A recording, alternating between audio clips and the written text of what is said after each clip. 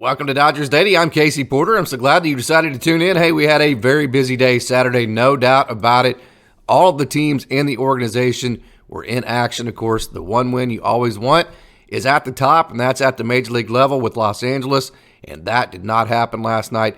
A bit of a disappointing way to end the game that started so bright with the 4 runs in the first inning. So LA goes down again to Arizona.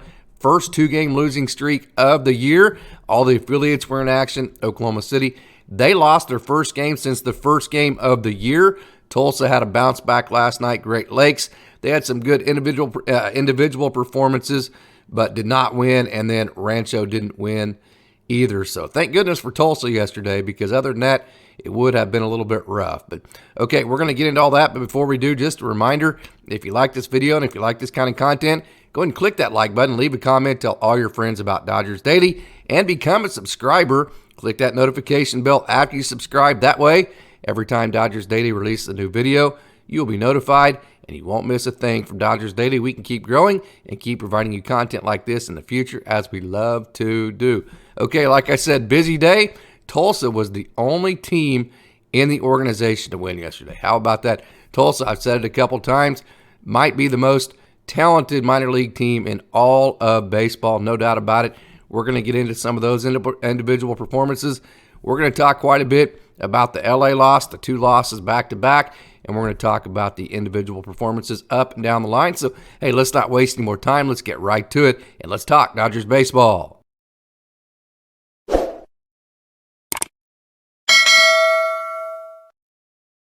Okay, Dodgers fans, first 2-game losing streak of the year. Hey, I'll make a promise. That won't be the last. Okay, it's baseball. It's 162. It is a marathon. So, like I've said many, many times, you can't get too high. You can't get too low. But what you can do is you can evaluate the process. So, what I mean when I say that is, okay, what is leading to the 2 games you lose in a row? You don't make a mountain out of any molehill, no doubt about it.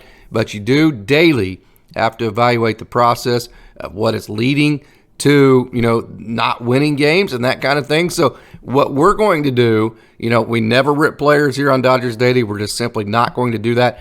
Facts are facts. We will go over statistics. We will go over numbers, and we will talk about, the process of how things got to where they're at. We will do that, but like I said, there will not, it's always solution-based. It's not complaint-based. If you have a complaint, come up with a solution. That's my model on that kind of deal. If you don't have a solution, then you don't have a right to complaint. That's just kind of how I live by, as far as, evaluating the process and how we get from point A to point B. So we're going to go over the process and figure out, maybe some of the things that are happening and move forward from that. Hey, and like baseball, one of the great things about baseball, around the water cooler, everybody has a different opinion. That doesn't mean you're right, I'm wrong, I'm right, you're wrong. It doesn't mean any of that. It just means that baseball is the greatest game ever invented, and it's just a great game to talk about. Okay, my opinion. Last night, I've talked about it several times. I don't like it when the Dodgers are boom or bust. How about that first inning last night? That was a thing of beauty. Okay, Freddie Freeman singles, Max Muncy singles. Okay, JD Martinez with the sac fly. I love it. The Dodgers score. So that's what I'm talking about. Okay, you score that first run, not necessarily through small ball, but just by solid, good offense, putting pressure on the defense. Okay, so you get the lid off. That first run I talk about all the time sometimes is the hardest run to score. The Dodgers got that lid off by 2 singles and a sac fly. I love that. That's perfect baseball. Now that you got the lid off, okay, now let's start eating. And that's what James Outman did. After the lid was off, James Outman hits the home run. 4-run inning for the Dodgers. That's how you do it. Okay, you get the lid off by putting pressure on the defense. Once you score the 1 run, then you let it loose, and then you try to put up a crooked number, which is exactly what the Dodgers did. That was a perfect, absolute perfect way to start the game. If you were to put a blueprint together of the type of offense that would win a World Series for the Dodgers this year, it absolutely was the first inning last night. Okay, Freddie Freeman, how awesome is he? 4 hits last night. Okay, and not just 4 hits, but look at his first at bat, and Jessica Mendoza did a great job analyzing this. By the way, she's very good. I don't care what anybody says. Her analysis is just simply fantastic. She'll tell you what pitch is coming. She'll tell you what the hitter's trying to do. She'll tell you what the pitcher's trying to do. So at least in my opinion, from a baseball perspective, I love listening to her analysis. She was all over it. Freddie Freeman got the two-seam from the right-hander that was riding away from him. So guess what he did with it? Okay, he hit the ball opposite field. Then next at bat, he gets a four-seam up and in. So he went away with the two-seam on the first at bat, gets one up and in second at bat, and he pulls that ball.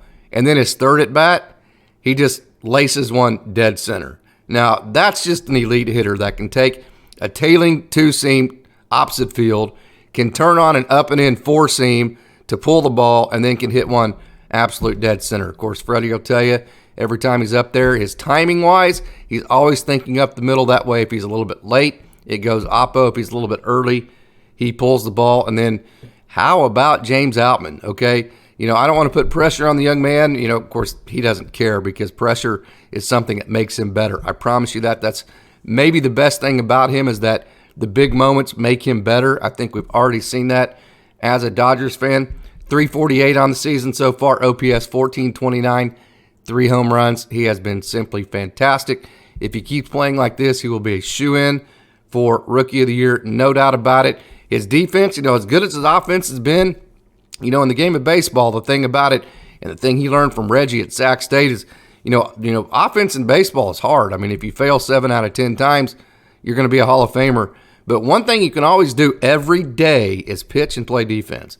And so, James Outman patterned his game around being a great defender first. So even if you're having one of those days like you're going to have many times throughout 162 where offensively you're not contributing to your team, you still can contribute defensively like he does each and every time. So defense and his mentality is probably the best part of his game. And then you throw in an offensive stat sheet that is Rookie of the Year quality, and now you have a top-shelf outfielder. I've been trying to tell people for many, the last couple of years at least, how good this young man is. Hey, and here's the thing. All these other guys in the system, Michael Bush, and then all your pitchers like Gavin Stone, Bobby Miller, Nick Frasso, who we're going to cover today, Nick Nastrini, Kylehurt, who hit 99 twice yesterday. All these guys, hey, they're just like him, man. They're good. Emmett Sheehan, okay? So, the Dodgers need to trust their farm system because there's a lot of guys like James Outman, okay, Miguel Vargas, that are still waiting in the wings to come up. And we're going to kind of get into the conversation today as you look at the bullpen, which, has been elite for the last couple of years. Fantastic. When you look at what Evan Phillips has done, what Yency Almonte did last year, Alex Vesia was fantastic. Andre Jackson had been lights out, but, okay, Alex Vesia has given up runs in 4 of his last 5 outings, and he's given up 4 runs in his last 4 innings pitched. Again, small sample size, don't make a mountain out of a molehill. He was one of the most elite left-handers in the game yesterday, so he will have plenty of runway to get it figured out. I have no doubt that he will. Bruised our Gratterall, 6.75 ERA after last night. So, a little bit of a rough night last night for him. And then Andre Jackson, after being so good for so long this year, had a rough night last night, and he gave up 3 runs last night. And then Yency Almonte on the year so far, 8.10 ERA. He's given up runs in 2 of his 4 outings. So the bullpen to this point hasn't been what we hoped it was going to be. Again, don't make mountains out of molehill. It's 162. It's all about the marathon, the process. But like I said, you have to identify the process at this point. The Dodgers have been outscored 10-3 in the last 2 nights from the 5th inning on. So 2 things there. You stop scoring in the late innings. The Dodgers did score some single runs. I believe they scored 3 runs in the last 4 innings last night, but did not score at all Friday night from the 5th inning on. So outscored 10-3 from the 5th inning on in the last 2 nights. That's concerning. That's not a world championship. Again, going back to the process, not being negative, but just talking about the process of becoming a world champion. That's not the blueprint. Okay, the blueprint is not getting outscored 10-3, in the last 5 innings of a game by a division opponent. You're not going to win a World Series doing that kind of thing. The one thing that you will win a World Series doing that the Dodgers did last night was the way they played offense in the 1st inning. No doubt. Like I said, they got the lid off, playing good baseball with a couple of singles, a sac fly, wonderful. That's not old school baseball. That's not new school baseball. That's right school. That's the right school. So if you take the first inning last night, you say that's the blueprint for how the Dodgers are going to win a World Series. So now you got to go, okay, evaluate this. Is the bullpen an issue here? Is the late inning scoring an issue here? Or is it just baseball and you need time to let everything play out? So that's the question here. And we're going to get into Noah Syndergaard as well. Okay, going back to spring training, his ERA is 6.30. Okay, so far, let me back up. Noah Syndergaard's ERA in the regular season, 6.30. Going back to spring training, he's given up 18 earned runs and 19.1 innings. So when you're talking about Noah Syndergaard and the bullpen, here's the question about the process. Again, the process, okay, because again, it's 162, it's a marathon. So when you're talking about, hey, what do we need to do? How do we need to develop, and how do we need to get in a position to be a World Series champion? Okay, you evaluate each day, how things go. Okay, so how long is this just a blip in the radar, or is this something that needs to be addressed? Those are all the questions that the Dodgers front office are going to have to answer. And here's another question they're going to have to answer too. How much length do you give it? How much runway do you give Noah Syndergaard? How much, how long do you give the bullpen before you start going, you know what? Hey, this is kind of concerning. I mean, right now it's a small sample size. I don't think they're anywhere close to that at this point because those pitchers we're talking about are so fantastic. But how long do you give those situations? That's a big question. That's all part of the process. That'll be interesting to see because here's the deal. James Outman, Miguel Vargas, and, Ryan Pepio, Michael Grove threw. I know he gave up the runs, but we talked about how unlucky he was with the umpire behind the plate. And then a guy hit an 83-mile-an-hour double, which was just simply not lucky. It was unlucky. So, the rookies have shown, hey, they're ready to play. So you got Gavin Stone, you got Bobby Miller, you got Nick Nastrini. Wandersuero has thrown really well. Adamkolarek's thrown with Justin Brule has thrown really well at the AAA level, and then you got guys like Nick Nastrini, Nick Frasso. Kylehurt threw 99 twice yesterday. Emmett Sheehan is just absolutely lighting up the radar. He actually sat down 12 in a row the other day. 6 of them were strikeout. So you have all of these wonderful arms in your minor league system. The guys you brought up from the minor leagues have shown you that they're ready to contribute positively at the major league level. So the debate is, how long do you give, a guy like Noah Syndergaard, and or how long do you take before you say, hey, the bullpen, we need to kind of modify some things before you start bringing up a Gavin Stone and letting, and of course he's not on the 40-man yet, so somebody would have to come off of it. That would be a tough scenario. How long before you think about, at least a little bit more of a youth movement, so those are all questions that the front office is going to have to answer. I promise you, they're on it. Every decision they make is meant to win a World Series. It's meant to win, the game that day, give the team the best chance to win the game that day, and to put the team in the best chance to win a World Series this year and every year. So, hey, leave your comments. Let me know what you think about my thoughts about last night's game. Let's get into a Dodgers conversation. I can talk Dodgers baseball all day long. But other than that, hey, we're going to move now to the minor league part of our show, and we're going to take a trip down the farm. So, hey, let's not waste any more time. Let's get right to it, and let's take a trip down on the farm.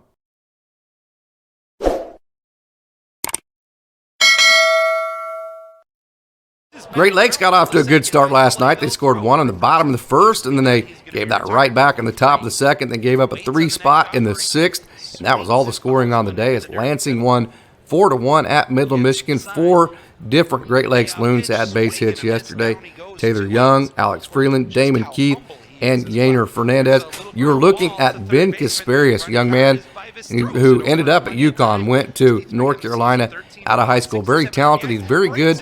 The Dodgers like that 2-starter system in their minor leagues where, that they have a starter that goes, right now it's about pitch count, but eventually it's going to be, probably about innings where you have 1 starter that goes 4 or 5 innings. You bring in a second starter. They go 4 or 5 innings. Now all of a sudden you're deep into your game. Casparius is really good at that role, piggyback, whatever you want to call it. Today he got the start. Okay, and he went 3 innings, gave up just 1 run. He had 5 strikeouts, and his slider was absolutely on point. That little cutter pitch right there, he can make it smaller just like the rest of the Dodgers, make it more cutterish looking. And if you go to my Twitter, Instagram, Facebook, or TikTok, you can also watch him give that slider a little bit more depth to get underneath the swing of hitters. So there's that slider with depth right there. So you got to see how he manipulates his off-speed pitches, and he has the big fastball. So, Ben Casparius, I'm very high on him. Young man who got off to a good start yesterday. This is my man from Key West, Antonio Knowles. I love watching this young man pitch because, he has that big slider. You just saw it right there.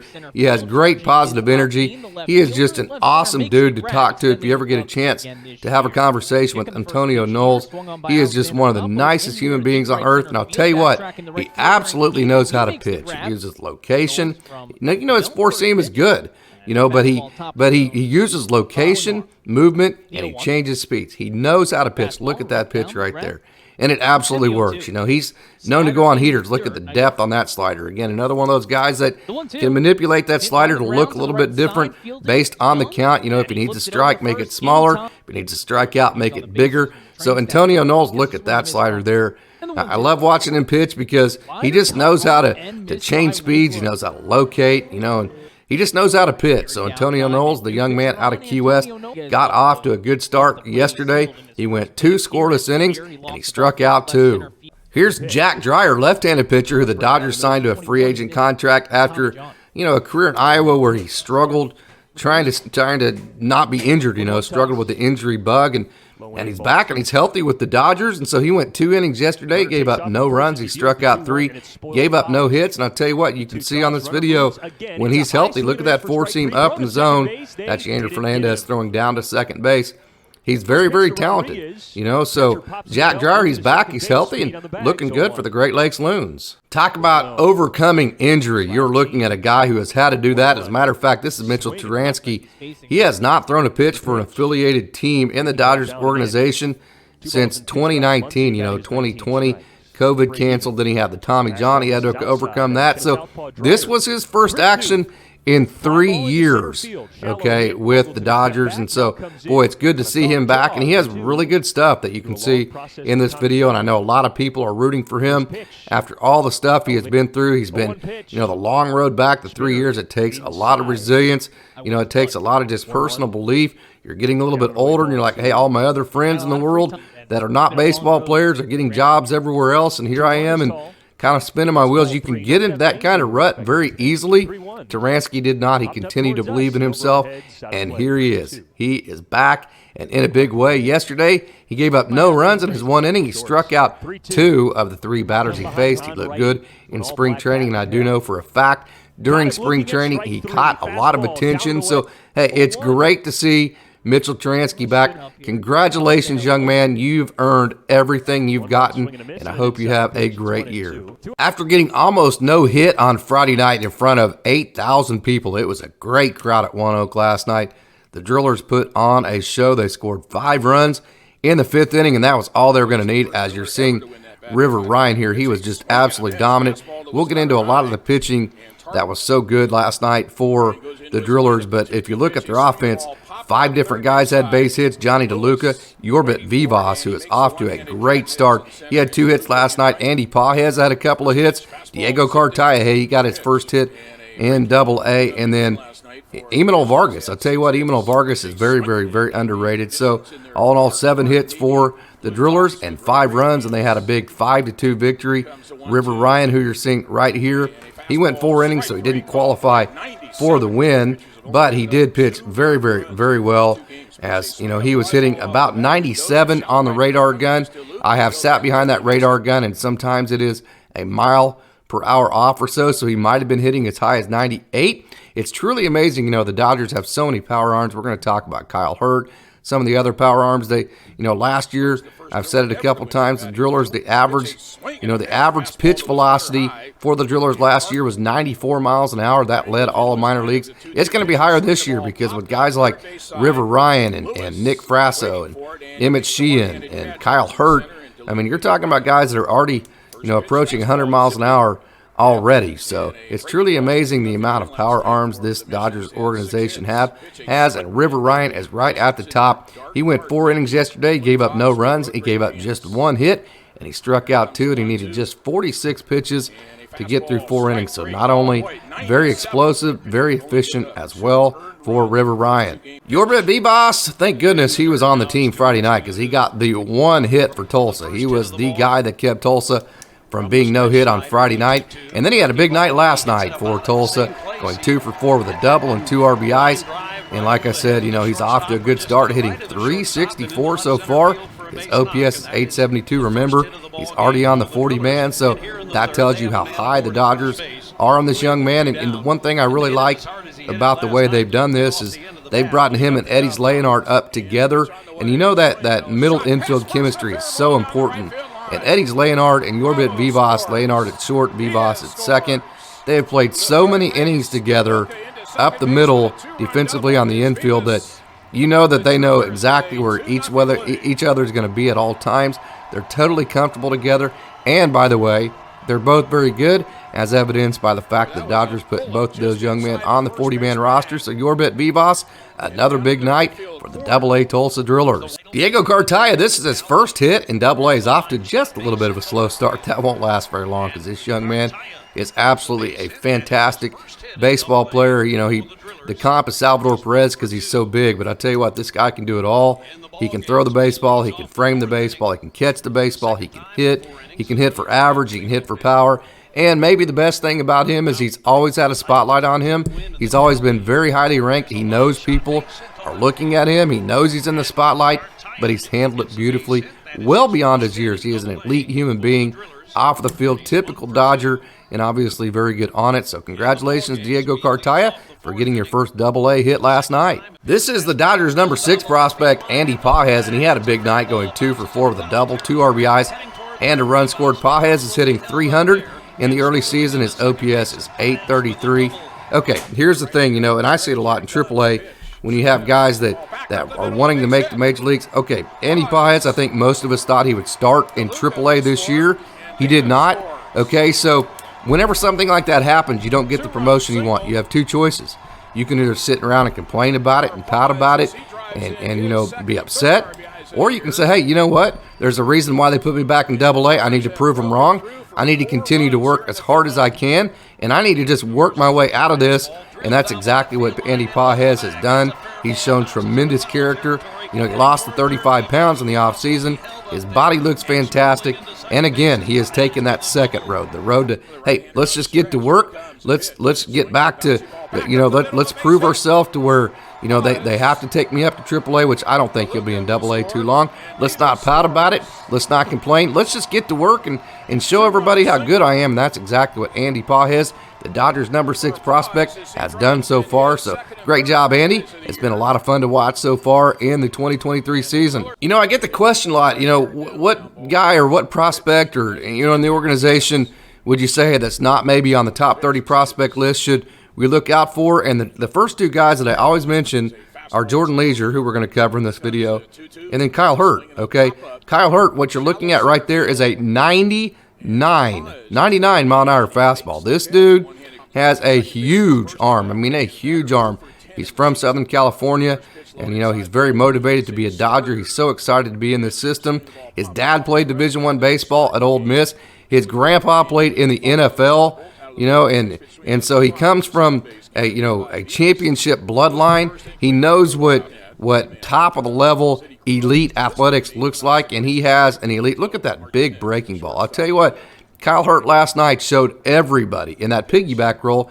The 2 starters, him and Riverryan were the 2 starter system last night, where Ryan got the start, and then Kylehurt came in after him. The next time, Hurt will start, and then Ryan will come in the piggyback role. At least that's the plan at this point, at least from what I've been told. But again, Kylehurt, 99 on 2 different occasions. He was 98 on several more occasions. Other than that, he struck out 3, walked just 1, and he threw 30 strikes and 46 pitches, which, for power arms like him is always the key. Get the ball in the strike zone because your stuff is good enough. Throw it in the strike zone and, make those hitters try to hit that 99 mile an hour fastball and that dirty changeup and that tumbling breaking ball that you're throwing there. And when he does that, he has very, very good big arm. Great stuff. Definitely keep an eye on Kylehurt. This is why I always warn people, hey, don't be a slave to those top 30 prospects list because there's so many great players. Well, just look at the Rule 5. Ryan Noda, Gus Farland, and Jose Hernandez. Neither one, not any of those three were on it. So, I mean, there's just, like I said, there's so many great prospects like Kylehurt that you need to make sure and pay attention to because nobody has a bigger arm than him. He has a huge fastball. He has great stuff, and he's going to have a big 2023. Okay, here is my poem for the day. Grass is green, water is wet. Johnrooney picked off another base runner after he came set. Okay, Johnrooney. Him and Lyle Lockhart Jr. I think Rooney had like 13 or 14 pickoffs last year. It's truly amazing how many guys Johnrooney has picked off in his career so far. I don't have any stats on it. I don't even know how to look up who is leading the league in pickoffs. I wouldn't even know where to start for that. But Johnrooney, again, picked off another runner last night. And, by the way, hey, he has been moved to the bullpen. If you remember, Gus Farland got moved to the bullpen last night. And guess what it got him? There's that pickoff right there. It got him on a major league roster this year in 2023 with Milwaukee.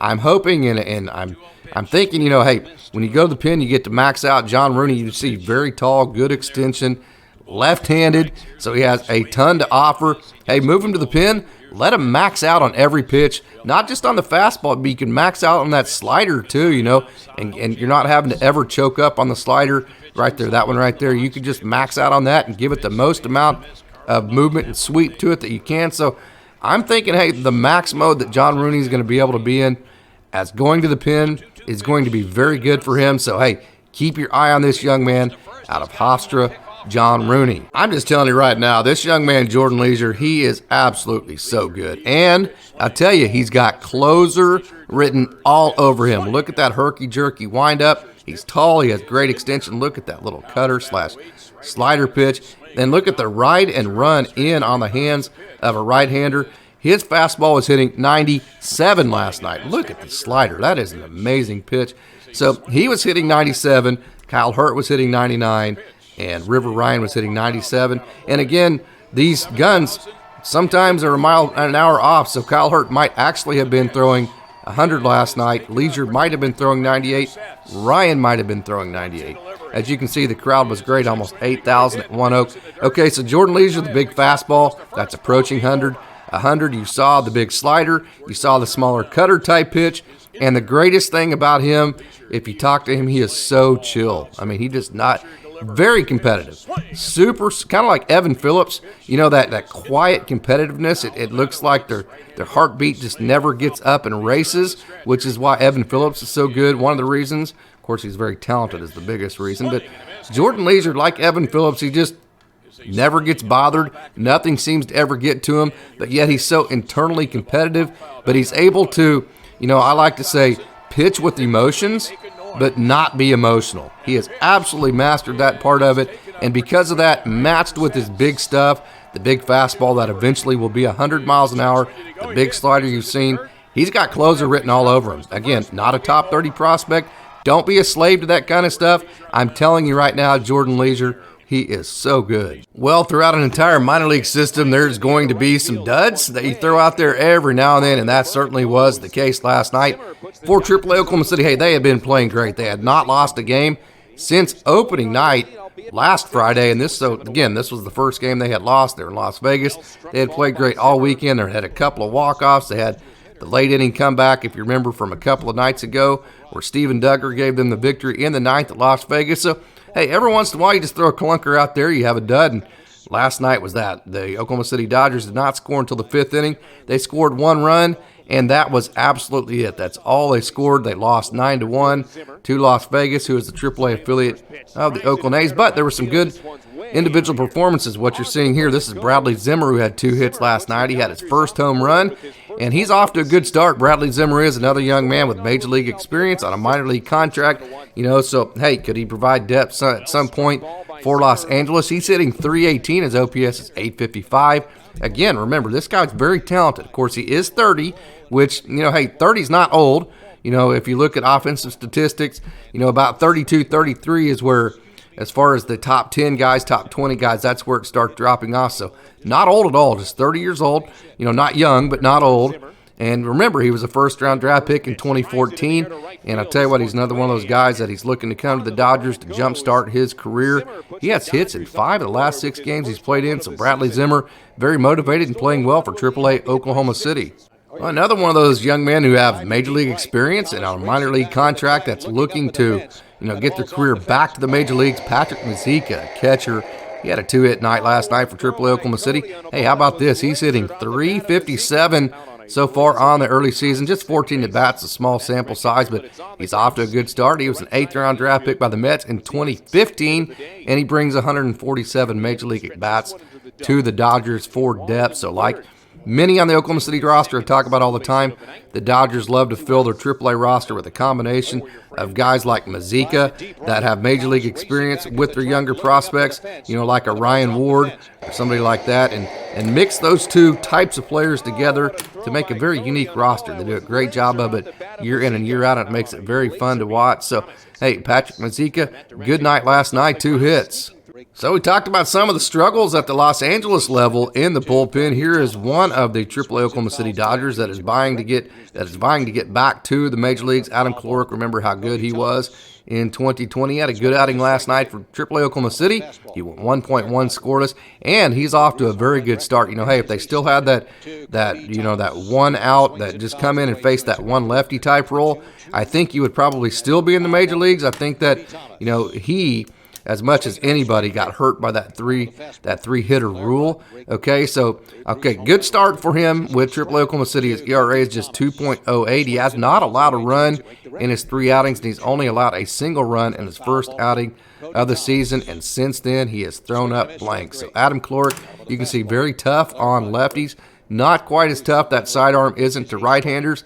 That's probably why he's not in the major leagues at this point, because right there, again, if he could carve out that role and just come in and be that lefty specialist again, maybe if you have a lineup to where 2 out of the 3 hitters are left-handers, that's a good role for him. You see Cody Thomas there, went to OU. Matter of fact, Kolarek and Thomas were both teammates in the Dodgers system back when they were playing in the minor leagues for the Dodgers. So Adamkolarek, pitching very well for AAA Oklahoma City. We'll see if at some point during this year he doesn't provide depth for Los Angeles. This is wandersuero, and I'll tell you, he's only 92, 93, but, you might say, hey, well, no, that's not totally explosive, but it's coming in as a cutter. So anytime you can cut the ball at 92, 93, it makes it very difficult to hit, to the tune of, hey, if you go back to spring training, his ERA was just 1.35, his whip was just 0.75, and his average against was just 192. In his 3 regular season outings so far for AAA Oklahoma City, ERA 225, whip 125, average against just 167. So that little cutter pitch that he's throwing has been very effective. Another guy, we talked about, with Mazeika and Luke Williams and all these guys on this roster. Bradley Zimmer, we talked about him earlier in this show. Another guy with major league experience, minor league contract. Could he provide depth for the bullpen, for the Dodgers as the season goes on? So a lot of candidates to shore up that bullpen for LA as the season goes on. Wandersuero certainly is one of them. Rancho Cucamonga got off to a good start, scoring 2 runs in the bottom of the first, but they were only able to muster single runs in the 7th and 8th from there on, and lost 5-4 to Inland Empire, the low-A affiliates of the Anaheim Angels. 4 different Rancho Cucamonga Quakes had hits last night. Jose Izada, J.D. Alonso, Kyle Nevin, and Raindon Cone. So not a big offensive day for Rancho Cucamonga with only 4 hits on the day. Jermaine Rosario, hey, when he's on, he is very good. He gave up 2 runs yesterday in 5 innings. He had 6 strikeouts, though, and no walks. And I can tell you this, if he continues to not walk people, his stuff is very good, and he continues to have that explosive stuff, as you saw with the 6 strikeouts. Jermaine Rosario, those numbers will balance out, and he will have great performances. There was a lot of up and down with him last year, so hey, if he's throwing strikes like he did yesterday, it will even out. He did give up the 2 runs, but I promise you, those runs will start disappearing if he continues to stay in the strike zone and keep his explosive stuff. Juan Murillo had a good outing yesterday. He went 1 inning without giving up a run. Hey, Jonathan Edwards got in the game last night. He threw 2/3 of an inning. Congratulations on getting in the game last night to Jonathan Edwards. And then Gabe Emmett finished up last night going 1.1 innings. He he gave up a run as well. So Rancho Cucamonga again got beat by Inland Empire. They scored the 2 runs early, but only scored 4 runs on the night, and Christian Romero also came in for Rancho Cucamonga and pitched 1 inning and gave up a run. So Rancho Cucamonga again, they lost 5-4 yesterday to Inland Empire, the low A affiliates of the Anaheim Angels.